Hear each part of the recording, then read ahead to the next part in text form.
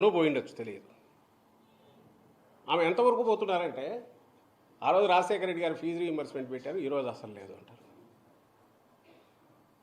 ఆ రోజు ఆరోగ్యశ్రీ ఇది పెట్టారు, ఈరోజు లేదు. ఆ రోజు రైతుకు ఇది వచ్చింది, ఈరోజు లేదు.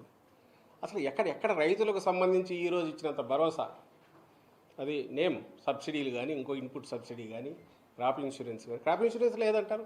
తీసుకున్న రైతులందరూ ఏమనుకుంటారు ఇప్పుడు? అంటే ఇంత అబద్ధం పచ్చిగా తెలియక ఆడిండొచ్చు, తెలిసి ఆడారని కూడా తెలియదు నాకు, ఎందుకంటే స్క్రిప్ట్ ఇస్తే చదివా కాబట్టి.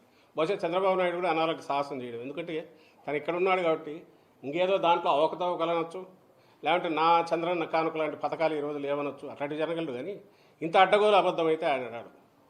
ఆమె అంటుంది, ఆమె తిట్లు తింటుంది లేదనుకొని స్క్రిప్ట్లో రాయించాడేమో తెలియదు చంద్రబాబు నాయుడు గారు. కానీ అది అందరికీ తెలుసు, మీకు మీడియాకు తెలుసు, అందరికీ తెలుసు. ఈరోజు వాటికి మరింత పదును ఎలా పెరిగింది. ఆరోగ్యశ్రీ ఆ రోజు ఉన్న దాని దగ్గర ఈరోజు 3000 ప్రొసీజర్స్ ఎట్లా పెంచారు, 25 లక్షల వరకు లిమిట్ ఎట్లా పెంచారు, ఎలిజిబిలిటీ 5 లాక్ పర్ యానం ఎట్లా చేశారు, 80%, 85, 90% దాకా ప్రజలు ఎట్లా కవర్ అవుతున్నారు, కుటుంబాలు కవర్ అవుతున్నాయి. ఇవన్నీ ఇవి నిజం కాదా? ఫీజు రీయింబర్స్మెంట్ అప్పట్లో 30-35 వేలు ఇస్తున్నది, ఈరోజు 100% ఇస్తున్నది, నిజం కాదా? మరి ఎట్లా అనగలిగారా? ఇక్కడ నేమ్ ఎనీథింగ్. ఎక్కడ రాజశేఖర రెడ్డి గారి ఆశయాలు ఈయన మర్చిపోయారు, వెనక్కి వేశారు. ఆయన మరింత పదునెక్కించారు, మెరుగుపరిచారు, వాటిని వ్యవస్థీకృతం చేశారు, ఇంక్లూడింగ్ డెలివరీ సిస్టమ్ కిందికి తీసుకెళ్లారు. నేను ఇది ఎక్స్ప్లెనేషన్ లాగా ఇవ్వట్లా, ప్రజలకు చెప్తున్నాం.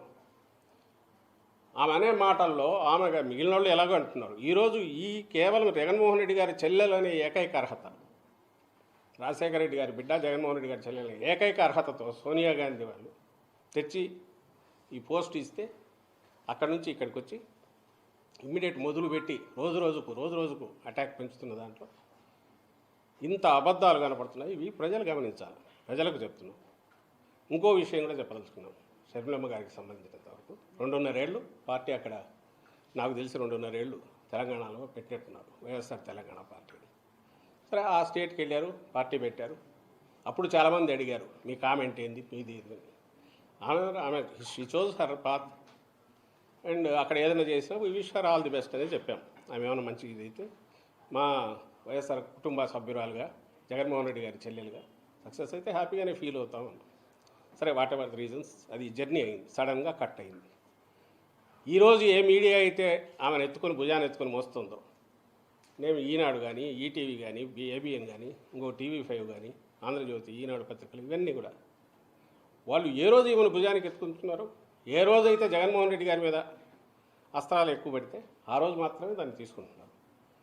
తెలంగాణలో గమనించండి, ఆమె అంత చేస్తే జగన్మోహన్ రెడ్డి గారు అన్నవి మాత్రమే హైలైట్ చేస్తారు. ఆఖరున కాంగ్రెస్ ఆమెను పొత్తు పెట్టుకోమని కానీ, నువ్వు పోటీ పెట్టొద్దని కానీ ఆమెను వచ్చి రిక్వెస్ట్ చేసింది లేదు. కనీసం 2nd rank 3rd rank leaders అయినా ఆమెంతటా ఆమె స్వచ్ఛందంగా అనౌన్స్ చేసుకున్నారు. రిజల్ట్ వచ్చినాక, అమ్మ నువ్వు చేసినందువల్ల మాకేదో ఇంత మేలు జరిగిందని ఎవరైనా థ్యాంక్స్ చెప్పారా? మరి ఆ సమయంలో ఎవరైనా ఈ పత్రిక, ఈ మీడియా ఎవరైనా, పాపం ఈమె ఇంత కష్టపడింది, తను ఎంతో కొంత డెంటింగ్ చేయగలిగిన దేనికి, మన కాంగ్రెస్ పార్టీకి దాన్ని ప్రభావితం, ఓట్లు కొన్ని చీల్చగలిగిన దీంట్లో ఉండి త్యాగం చేసిన ఆమె నాయకురాలు కాంగ్రెస్ గుర్తించలేదు. వాళ్ళేమని రాశారా? అసలు తెలంగాణలో ఇర్రెలవెంట్ ఎందుకు అయింది ఈమె? ఆ రోజు అక్కడ మొదలుపెట్టిన తిట్లు అందరికీ పడినట్టున్నాయి. ఆఖరికి ఇంక్లూడింగ్ ఆ కాంగ్రెస్ కూడా తిట్టారు. లాస్ట్లో అదే కాంగ్రెస్ దీనికి ఇది అయ్యారు. ఆ తర్వాత అక్కడ పార్టీ ఇది మూసేశారు.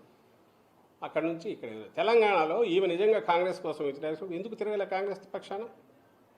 టీఆర్ఎస్ నిరంకుశమైన దీన్ని ఇచ్చేయాలనుకున్నప్పుడు కాంగ్రెస్ పక్షాన్ని ఎందుకు తిరగలేదు?